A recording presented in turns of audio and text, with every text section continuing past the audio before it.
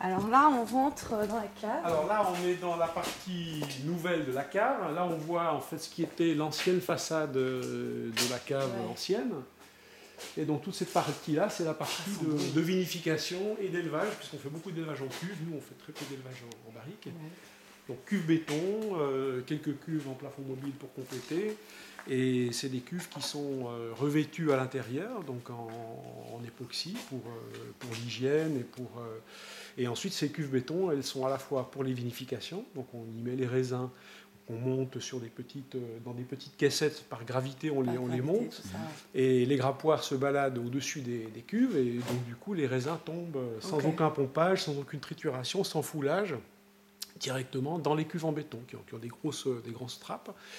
Et ensuite, les fermentations se font là-dedans. Et les élevages, après des cuvages et pressurages, les élevages sont faits en grande majorité dans ces cuves-là. Okay. Et l'avantage qu'on y voit, nous, c'est que, bon, d'abord, c'est totalement... Ce qu'on aime bien, c'est le respect du fruit et le respect du terroir, sans aucune perturbation aromatique par le bois. Et puis, il y a une stabilité thermique qui fait que, voilà, les vins se clarifient naturellement. Ça nous évite tout collage, il n'y a pas de filtration. C'est des vins qui sont vraiment en bouteille, ils sont comme ils étaient en cuve. Minimum de sulfitage. Et il y a un tout petit... Donc nous, on ne sulfite pas sur la vendange, c'est-à-dire que toutes les levures naturelles du terroir travaillent naturellement en toute liberté. Il n'y a pas de sélection à travers le soufre des levures. Ceci, encore aujourd'hui, les 2010, il n'y a pas un gramme de soufre dedans. Ah. Par contre, c'est qu'au printemps ou à la mise en bouteille pour les rosés, par exemple, là, on va mettre 1, 2 grammes et demi par hecto de soufre pour la mise en bouteille. Parce que la mise en bouteille, c'est en fait un carafage. Hein. Chaque bouteille, le vin est carafé dans chaque bouteille et bouché ensuite. Donc là, il y a une aération assez violente. Et là, on met un poil de soufre qui, en général, ne dure que le temps de la mise en bouteille. Quand on fait une analyse après sur les vins, disons quelques mois après la mise en bouteille, on est en dessous des minima, c'est-à-dire en dessous de 10 mg par litre. Donc on ne serait même pas obligé de mettre sur l'étiquette qu'il y a des sulfites. Mais bon, on le met puisqu'on en a rajouté, on le met. Mais voilà. Et bon, on fait une fixation là-dessus, mais disons que voilà, on cherche à faire des vins qui soient chimiquement purs, quoi. Voilà. D'accord. Voilà, et donc à part ça, on a de l'autre côté... Je passe. Dans l'ancien bâtiment, on l'a réutilisé en fait comme chai de stockage. Donc, les mises en bouteille sont faites directement ici en cave, par gravité. Hein, c'est nous qui le faisons, il n'y a pas de société, de camion externe qui vient faire les mises. On les fait nous-mêmes. On a un tout petit matériel qu'on devine là derrière, mais qui est caché. Et qui est une petite tireuse à 12 becs. Donc le vin coule depuis les cuves directement dans la machine, il n'y a pas de pompage de nouveau et ça se fait naturellement. Et ensuite tout est mis dans ces palox. C'est-à-dire que les bouteilles sont ce qu'on appelle tirées-bouchées, hein, c'est-à-dire qu'il n'y a pas il y a juste le bouchon, mais il n'y a pas de capsule, il n'y a pas d'étiquette dessus. Et du coup, ces bouteilles sont debout dans des palox debout pendant 3, 4, 5 jours, une semaine. On bascule tout le palox debout, on les met debout.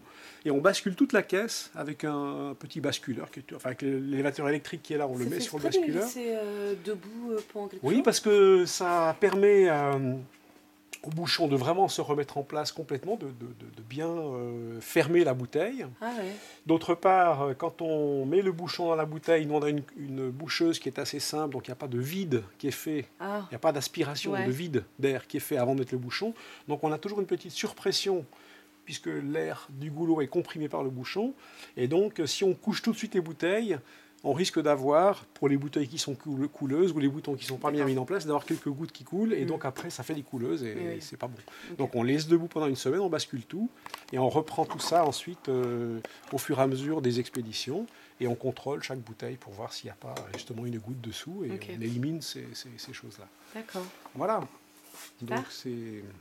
Et puis après, la partie, on peut aller voir en haut. C'est bon. On voit bien la différence entre les deux bâtiments. Ouais. Voilà, là on est donc dans l'ancien bâtiment. L'ancien et la limite est là. On a isolé par en dessous, mais voilà. C'est un peu plus frais ici aussi. Ouais. C'est bien, ça garde bien la fraîcheur. Il fait frais, ouais. Alors ça, c'est un local qu'on a créé, qui n'existait pas. Enfin, il y avait une dalle. En fait, on est ici au-dessus des anciennes cuves du domaine. D'accord. Et là, on a fait une nouvelle dalle capable de supporter des grosses charges pour les foudres. Mhm. Et là, donc, on fait de l'élevage en foudre. En Pas foudre. de Il barrique. y a quelques barriques en dessous, on ira les voir. Mais là, c'est des foudres qu'on a rachetées en Bourgogne à Pouilly-Fuissé qui avaient 10 ans d'âge, Ok. qui font 27 hectos et dans lesquels on élève un grenage pur ici, qui est le Petit Duc. Enfin, ça, c'est l'autre Notre foudre. Ah oui, c'est foudre. possible. Et ça, c'est les grandes tonnelières. Donc chaque cuvée est élevée pendant 12 mois là-dedans et ensuite 6, 8, 10 mois selon en cuve pour finir l'élevage. D'accord. Et donc ça c'est un élevage qu'on aime beaucoup parce que ça marque pas du tout le vin aromatiquement. Par contre il y a vraiment une harmonie qui s'en dégage. On a fait des essais entre le même vin élevé en foudre, en demi-nuit, en barrique et en dégustation à l'aveugle. On a vraiment sorti chaque fois ces foudres-là. Ça te garde combien de temps 5 ans, 6 ans, enfin 5 ans. En plus, là, ils ont 10 ans et moi, ça fait maintenant 3 ans, 4 ans que je les ai. Ah oui, d'accord. Donc en fait, même 5. Donc ça veut dire que. De toute Non, façon, c'est un. De toute Ça, façon, c'est tu n'as pas envie que ce soit marqué forcément par le bois. Donc, voilà. Non, alors Pas du tout justement, mal plus on entendu. avance et moins ça a été marqué. C'était des foudres qui étaient croûtées, donc il y avait un petit peu de tartre, même pas mal de tartre à l'intérieur du bois, Ouais. qu'on a cassé avec un petit marteau en bois. Et on a remis à nu le bois. Donc bon, là, ça a un peu plus relargué que ce à quoi je m'attendais. En fait, ça a un Ouais. peu marqué les premiers vins en 2006, les Grands Tonnières 6 et les Ça Calates fait des vins très boisés. pas très boisés, mais Plus disons, que prévu en tout je cas. m'attendais pas à ça. Quoi. Ouais. Et après, 2007, c'était quasi fini, et 2008 fini. Donc là, vraiment, il y a eu D'accord. un équilibre qui s'est fait. Et si on est bien soigneux sur l'entretien, ça peut durer encore un temps. Hein. Il y a des foudres comme ça dans les caves du Languedoc qui ont duré des décennies. Donc il n'y a pas de raison. Ok. Donc voilà. Et nous, on aimerait bien développer ce style d'élevage parce que c'est des beaux contenants, il y a des très belles harmonies, des très beaux vins qui se dégagent de ça.